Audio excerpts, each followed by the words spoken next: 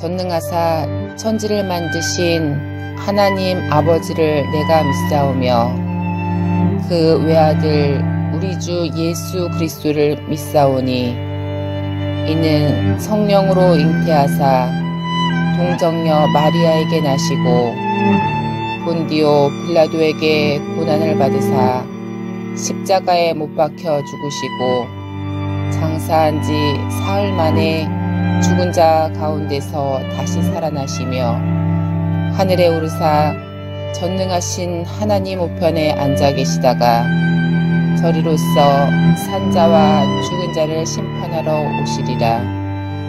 성령을 믿사오며 거룩한 공회와 성도가 서로 교통하는 것과 죄를 사하여 주시는 것과 몸이 다시 사는 것과 영원히 사는 것을 믿사옵나이다.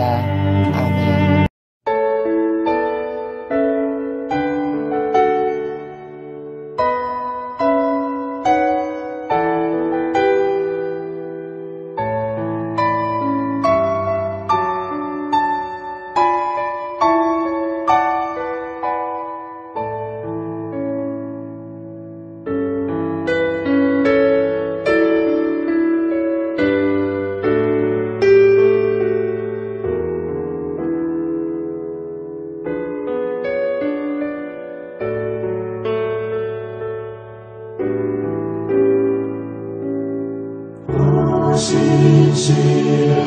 신실하신 주 내 아버지여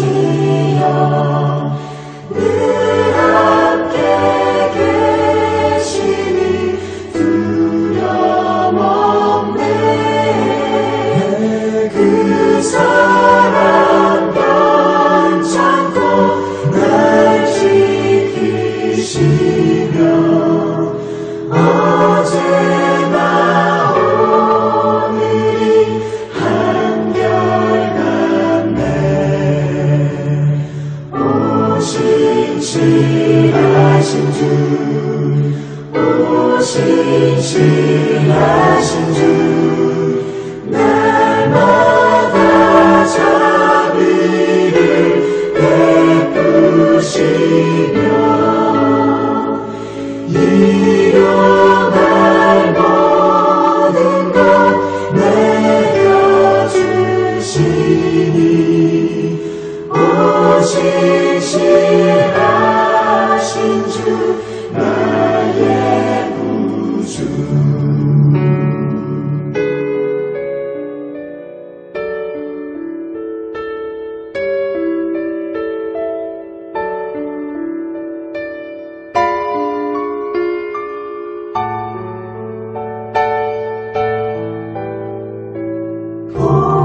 봄철과 토여름 가을과 겨울 해와 달 별들도 다 주의 것. 만물이 하나로 드러낸 증거 신실한 주 사랑 나타내네. 오 신실하신 주, 오 신실하신 주, 날마다 자비를 베푸시며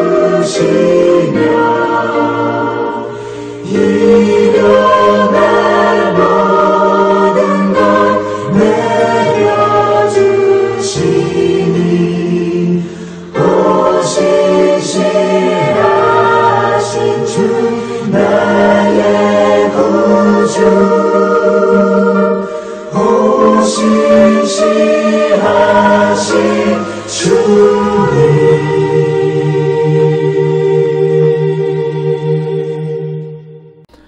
우리 하나님의 말씀 로마서 4장 18절에서 22절 말씀까지 함께 한 목소리로 봉독하겠습니다. 로마서 4장 18절에서부터 22절 말씀까지 우리 한 목소리로 같이 합독합니다.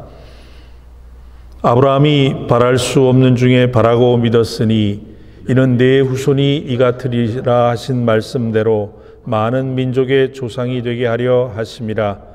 그가 100세나 되어 자기 몸이 죽은 것 같고 사라의 태가 죽은 것 같음을 알고도 믿음이 약하여지지 아니하고 믿음이 없어 하나님의 약속을 의심하지 않고 믿음으로 견고하여져서 하나님께 영광을 돌리며 약속하신 그것을 또한 능히 이루실 줄을 확신하였으니 그러므로 그것이 그에게 의로 여겨졌느니라.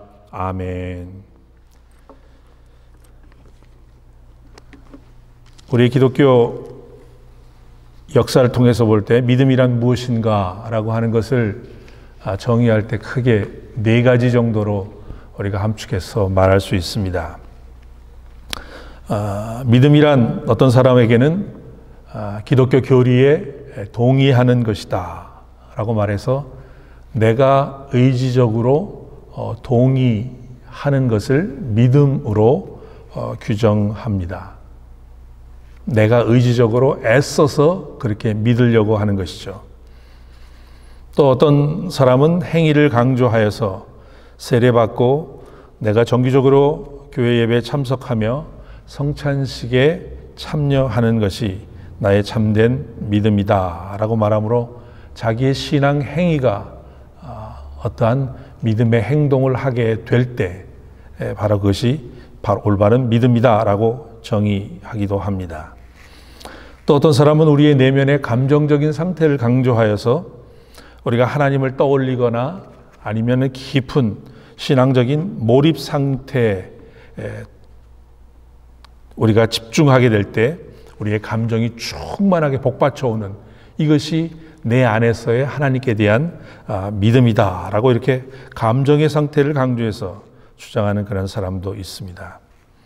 그러나 성경에서 말하는 믿음이란 그리고 우리가 믿고 신앙하는 것 가운데서의 참된 믿음이란 우리의 신앙의 대상이신 하나님이 누구이신지를 분명히 알고 오로지 그에게 향하며 그리고 그분께서 자기 자신을 드러내신 계시의 사건과 그분께서 자기의 다른 존재의 변형으로 주신 하나님의 말씀을 분명히 부여잡고 그것에 근거하여 하나님께로 향하는 것이 참된 믿음이다 라고 가르칩니다.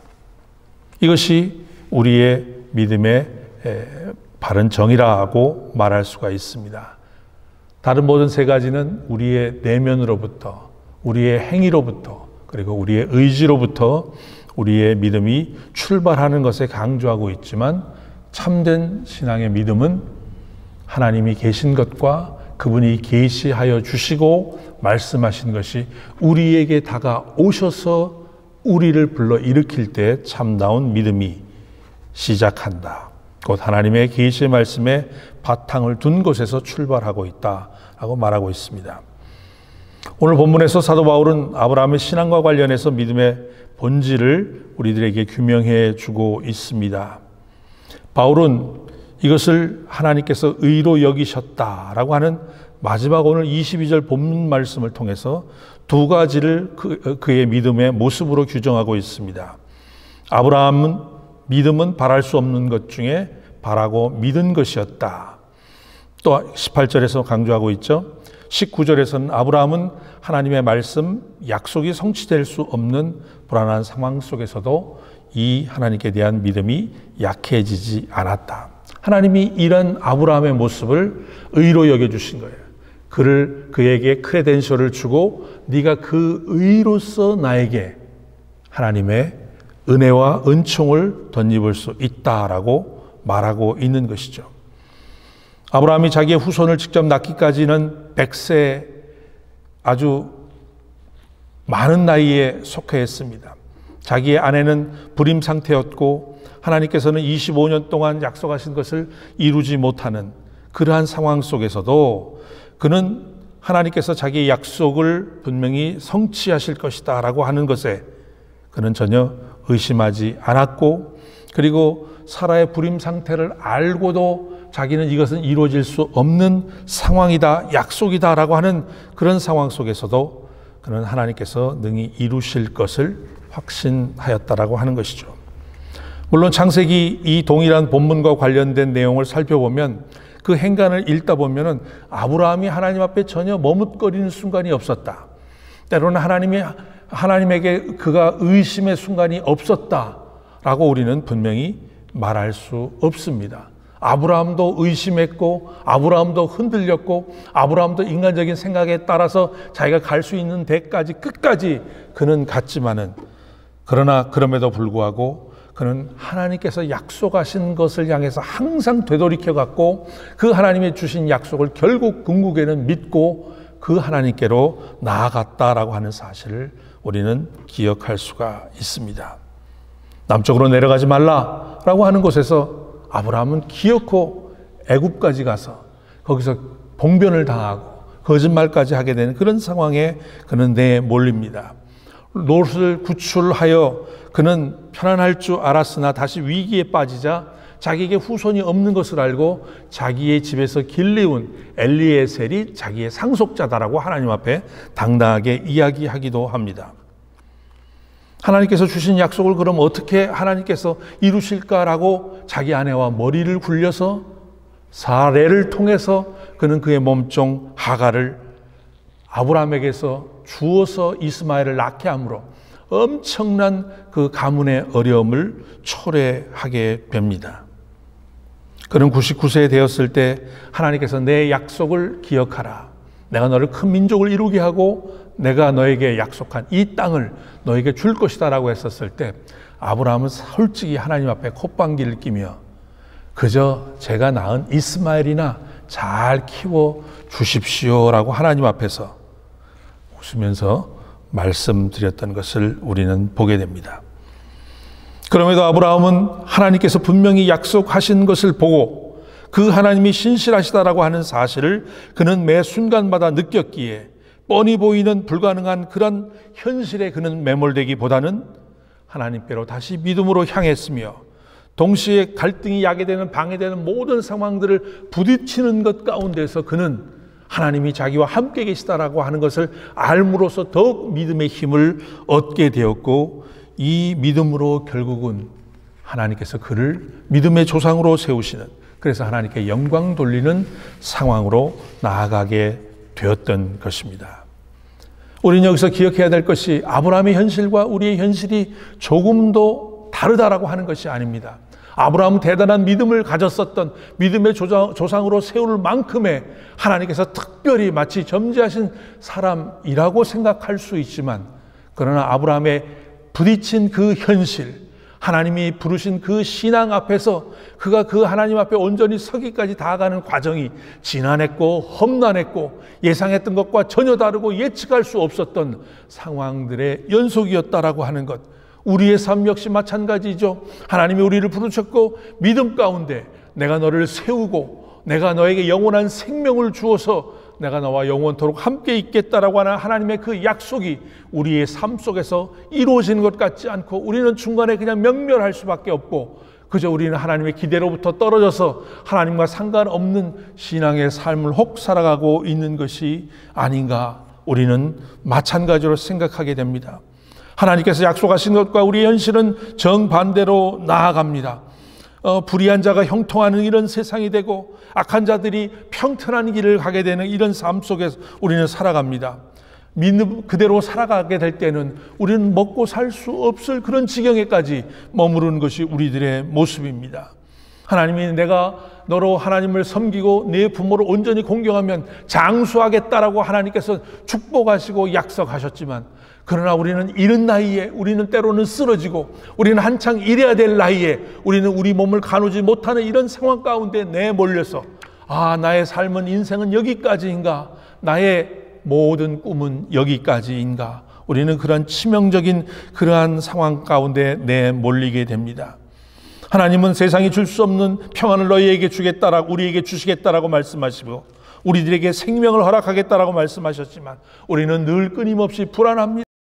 끊임없이 걱정 가운데 있습니다. 끊임없이 주님을 만날 수 있는 우리의 믿음이 한켠에 있지만 죽음의 공포 앞에 사로잡혀 있습니다. 내가 너를 부름으로써 내가 너를 의롭게 만들고 의로운 길로, 내가 너를 거룩한 길로 너를 인도하시겠다라고 하나님께서는 말씀하셨지만 우리의 사는 현실은 온통 죄 가운데 우리가 그 가운데 살고 있고, 하나님은 자비를 베풀고 긍휼을 베푸신다라고 하고 너희도 그렇게 하라라고 말씀하시지만 우리는 늘 진노하고 화내고 남을 판단하는 정죄의 삶으로 가득한 것이 우리의 모습입니다. 여러분, 이것이 아브라함의 모습이었고 이것이 우리의 성경에서 말하는 많은 신앙의 위대한 인물들의 우리와 별반 다를 바 없는 모습이었다라고 하는 것이죠. 그러나 아브라함을 통해서 우리가 느낄 수 있는 것은, 배워야 하는 것은, 우리가 이 상황 속에서 우리가 어떻게 해야 될 것인가 라고 하는 것을 생각해 볼 때 뾰족한 방법이 없습니다. 하나님이 갑자기 기적적으로 우리들의 입을 벌리면 떨어질 그런 감같이 다가오는 이런 상황들 변화, 하나님이 갑작스럽게 만들어주시지 않는 것이 우리의 현실입니다. 하나님은 오히려 우리들에게 이 현실에 너희가 매몰되지 말라라고 우리들에게 요구하고 있습니다. 우리의 눈을 꼭 감고 우리들의 유혹하는 사실들이 있다라고 한다면 듣지 말자, 보지 말자, 말하지 말자라고 하나님은 우리들에게 요구하시고 있는 것이죠. 그것이 우리가 믿음으로 나아갈 수 있는 길이라고 말하고 있는 것입니다. 때로는 우리들에게 인간적인 흔들림이 있을 수 있습니다. 그 흔들림 때문에 내 마음이 혹 하나님으로부터 반대 방향으로 나아가는 상황이 생길 수가 있습니다. 그러나 결국 우리들이 나아가야 될 방향은 네 길 가는 것이 이 길이 아니고 내가 오도록 요구하는, 내가 부르는 이 길이다라고 하는 것을 우리가 어떠한 상황 속에서도 결코 잊어서는 안 된다라고 하는 것입니다. 한계 상황에 봉착하게 됩니다. 현실적으로 우리의 렌트비가 어렵습니다. 내 몸 때문에 일도 할 수 없는 상황입니다. 내가 심각한 상황에 놓여져 있습니다. 그게 우리들의 현실이고 그게 우리들이 살아가는 모습입니다. 다 그래. 이민자의 삶은 다 그래. 신목사, 바로 그게 성도들의 삶이야. 그러나 지나놓고 보면은 어떻게 지나갔습니다. 힘겨웠지만 이 모든 것들이 지나갑니다. 그러나 바로 우리가 그러한 순간 속에서도 힘겹지만 하나님을 바라볼 때 우리의 되돌아본 삶의 모습은 하나님이 나를 이제까지 인도하셨고 이제까지 이끄셨다라고 하는 것을 바라볼 수 있다라고 하는 것입니다. 매몰되지 않고 어떠한 상황 속에 봉착하더라도 우리가 하나님을 바라볼 수 있는 것을 바로 아브라함이 우리들에게 보여줬다라고 하는 것입니다. 아브라함같이 우리도 넘어집니다. 유혹에 쓰러져서 넘어지고 우리는 다시 일어날 수 없는 그런 지경 가운데서 내가 완전히 함몰되어 영원히 이것으로 끝인가라고 할 때 우리가 바라볼 수 있는 그 위를 향해서 하나님, 나를 다시 한번 살려주십시오. 나를 일으켜 주십시오. 내 두 발의 힘을 허락하여 주십시오. 라고 우리가 하나님 앞에 빌 수 있어야 됩니다. 지나갑니다. 하나님이 붙들어 주십니다. 보지 못하는 것을 통해서 하나님께서 우리가 보지 못하는 천사들을 통해서 하나님이 우리를 보호하시고 생명을 이끄시고 그 어떠한 상황 속에서도 인도해 주신다라고 하는 겁니다. 그 어떤 것도 궁극적으로 우리의 하나님이 신실하시고 그 약속은 결국은 이루실 하나님이시다라고 하는 그 사실을 우리가 믿지 못하게끔 하는 일을 우리가 초래하지 않는다라고 한다면 우리는 아브라함과 같은 믿음의 모습으로 설 수 있을 수 있다라고 하는 것입니다. 만약에 우리가 그럴 수만 있다면 약속과 현실의 모순된 갈등 속에서 우리의 지난한 현실의 삶 속에서 우리는 결국 아브라함같이 믿음으로 나아갈 수 있을 것입니다. 여러분, 이것을 믿으시길 바랍니다. 이것을 분명히 확신하시길 바랍니다. 아브라함은 바랄 수 없는 중에 바라고 믿었습니다. 오늘 본문 말씀을 통해서 하나님이 우리들에게 약속하신 것이 무엇입니까? 하나님은 신실하시다. 하나님은 끝까지 우리를 포기하지 아니하신다. 하나님은 우리들에게 말씀하시고 약속하신 것을 반드시 이루시는 분이시다. 이 하나님을 오늘 하루 붙들고 믿음으로 힘있게 살아갈 수 있는 우리 모두가 되기를 주의 이름으로 축원합니다. 하나님 감사합니다. 오늘도 저희들에게 이른 아침부터 주의 강단으로 불러주셔서 하나님 찬양하며 우리의 삶을 위탁드리며 또 오늘 주신 말씀을 통해서 하나님이 약속하신 것을 강하게 부여잡기를 원합니다. 우리에게 생명을 주시겠다 약속하셔서 예수를 보내주시고 우리가 죄악된 타락에도 불구하고 우리들에게 새 생명을 허락해 주신 그 하나님께서 나의 말과 내가 너희들에게 준 모든 것들을 기억하여 그것을 너의 마음으로 삶으로 품고 살아가기를 요구하시는 것 가운데 비록 우리의 삶이 지난하고 험난하며 자녀들에 대한 걱정과 먹을 것에 대한 걱정과 삶에 대한 모습과 건강에 대한 모습과 직장에 대한 우리들의 안타까운 상황 속에서도 우리가 이만큼 지금까지 오게 된 것을 되돌아볼 때 하나님의 은혜였고 하나님이 약속을 신실하게 지키시는 바로 우리의 참으로 부요하신 믿음직하신 우리의 하나님이신 것을 우리가 깨달아라. 오늘 아브라함을 통해서 준 그 믿음의 조상의 모습이 나와 동떨어진 삶이 아닌 바로 내 매 일거수일투족 매 순간마다 벌어지는 하나님과 세상과의 선택 가운데서 하나님, 우리가 올곧이 하나님을 바라보며 현실에 매몰되지 않고 힘들고 지치고 쓰러졌다 하더라도 다시금 일어서 하나님을 바라볼 수 있는 우리 신앙이 되어서 하나님 우리들의 주어진 모든 걱정과 염려들을 이기게 도와주시고 하나님 우리들의 모든 연약한 우리들의 육체를 이기며 병마를 물리치며 우리의 현실 삶 가운데 하나님으로부터 멀어지게 하는 모든 유혹에서 하나님 멀리 떨어뜨리게 하여 주셔서 우리 당당히 승리하며 신실하신 하나님만을 바라보며 나아갈 수 있는 저희 되어서 우리의 인생이 다하는 그날 그 순간 아니 오늘 하루의 삶을 다 마친 이 밤에 하나님 앞에 우리의 삶을 되돌아볼 때 하나님 앞에 신실하신 하나님을 바라보며 내가 믿음 가운데 바로 서 있었다라고 하는 참으로도 감사하고 감격스러운 고백이 우리의 매일의 삶 가운데 있어지도록 주님 저희를 붙들어 주시옵소서.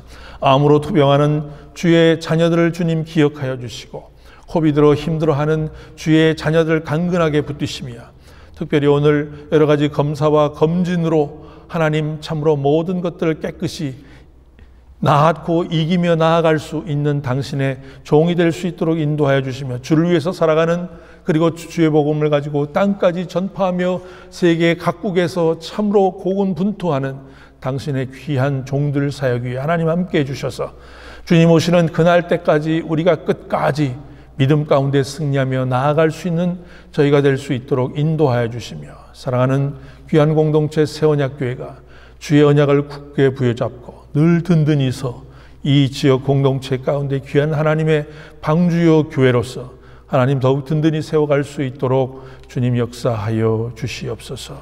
감사드리옵고 예수 그리스도의 이름으로 기도하옵나이다. 아멘. 하늘에 계신 우리 아버지여 이름이 거룩히 여김을 받으시오며 나라에 임하옵시며 뜻이 하늘에서 이루어진 것 같이 땅에서도 이루어지리이다.